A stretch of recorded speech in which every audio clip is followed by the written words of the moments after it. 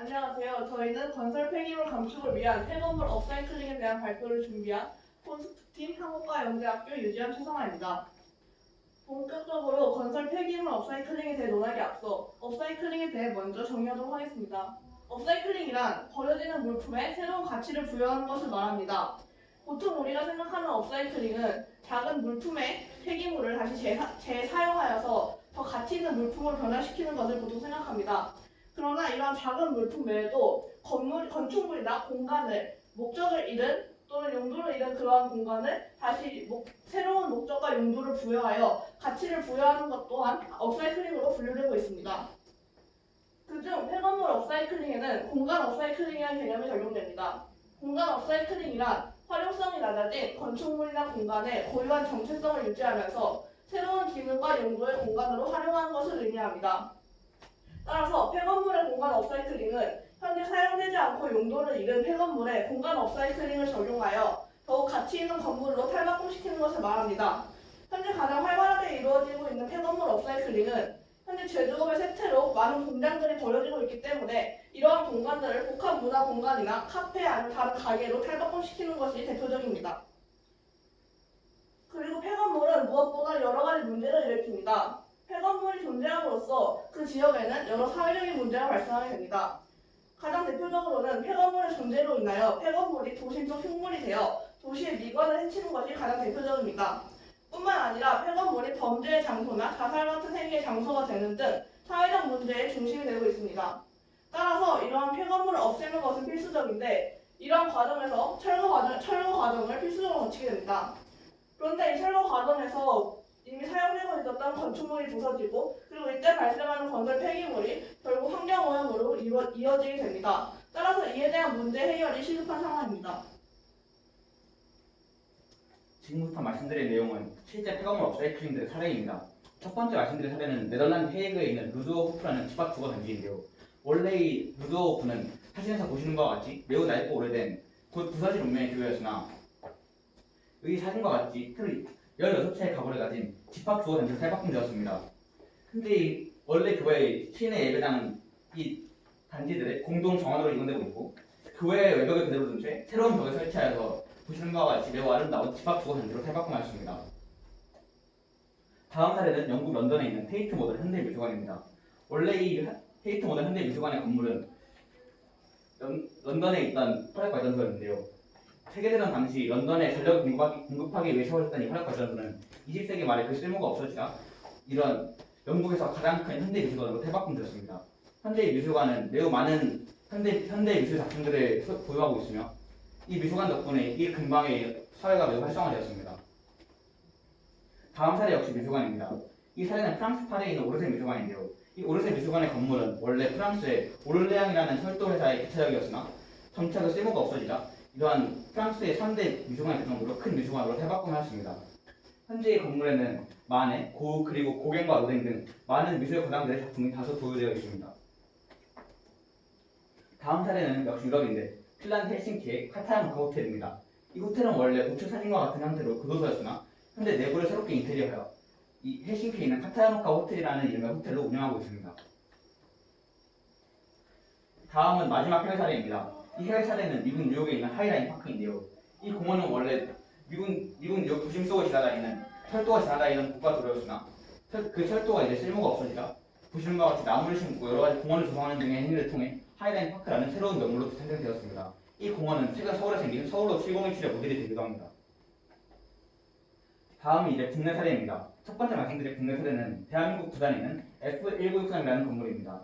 본래 이 건물은 한 철강 회사의 공장이었으나 현재는 보시는 바와 같이 여러 문화시설들이 들어서 복합 문화 공간으로 재탄생하였습니다.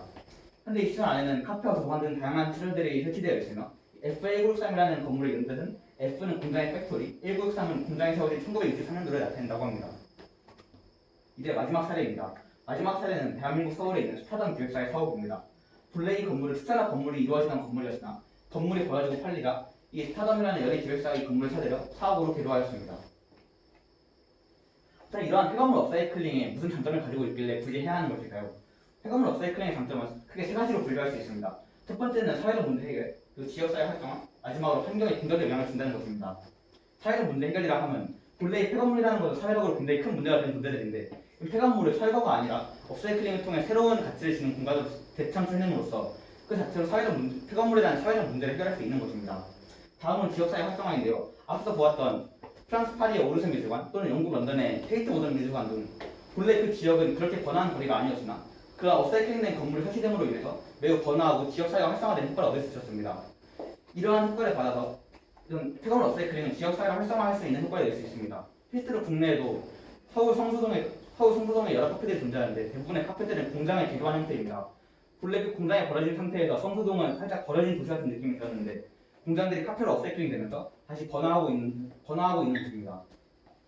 마지막으로 환경의 긍정적 영향은 앞서 말씀드렸듯이 폐건물을 철거하는 과정에서 생기는 많은 건설 피해분들은 환경에 큰 영향을 주는 것이 틀림없는데요.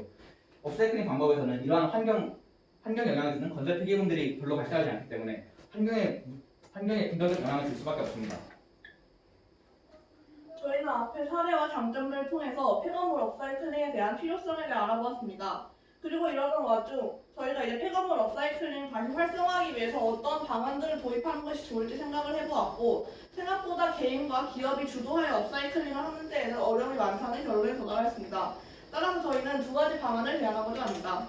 첫 번째 방안은 지역자치단체의 폐건물 업사이클링 지원입니다.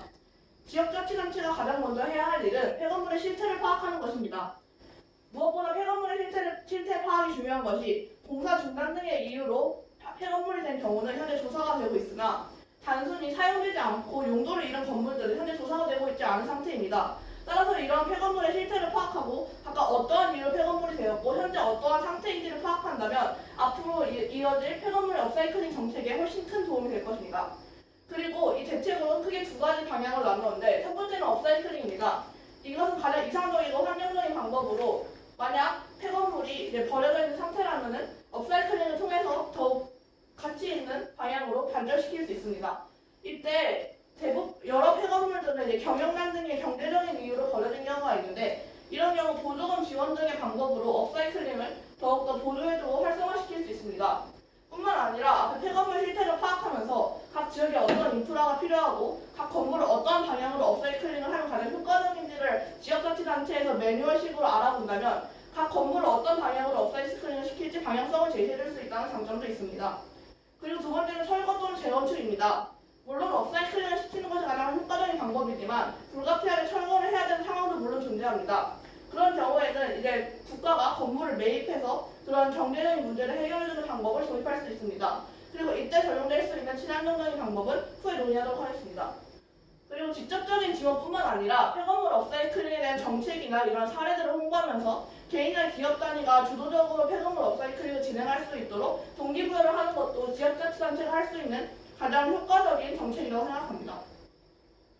그리고 두 번째 방안은 콘크리트 장골재화입니다. 지금까지 폐건물을 철거하는 과정에서 여러 가지 건설 폐기물들이 발생한다고 하였는데 이 건설 폐기물들을 이제 업사이클링 하여서 새 콘크리트로 사용할 수 있는 방안이 바로 이 폐콘크리트 장골재화입니다. 폐콘크리트 장골재화를 시행하기 위해서는 가장 먼저 철거 과정에서 폐콘크리트 조각들을 수집해야 합니다. 그리고 이때 수집된 폐콘크리트를 이제 장골재로 하여서 새로운 콘크리트를 제작하는 것입니다. 보통 장골재로 사용되는 재료로는 모래 또는 자갈이 사용되는데 이때 건설 폐기물로 분류되었던 그런 콘크리트 조각이 사용된다면 훨씬 친환경적인 콘크리트로 탄생할 수 있을 것입니다. 그리고 이때 만들어진 콘크리트를 새로운 건설에 사용하거나 아니면 철거된 건물의 부지에 이제 새로운 건물을 재건축에 사용한다면 더 효과적이고 환경적인 정책이 될 수 있습니다. 그리고 앞에 언급되었던 지역자치단체의 정책 또한 합쳐진다면 이제 이러한 장골재화가 이루어진 콘크리트를 사용할 때 보조금을 지원해주는 등의 방법으로 이제 폐콘크리트 장골재화를 더욱더 효과적으로 활성화시킬 수 있다고 생각합니다. 이상입니다. 감사합니다. 재밌다.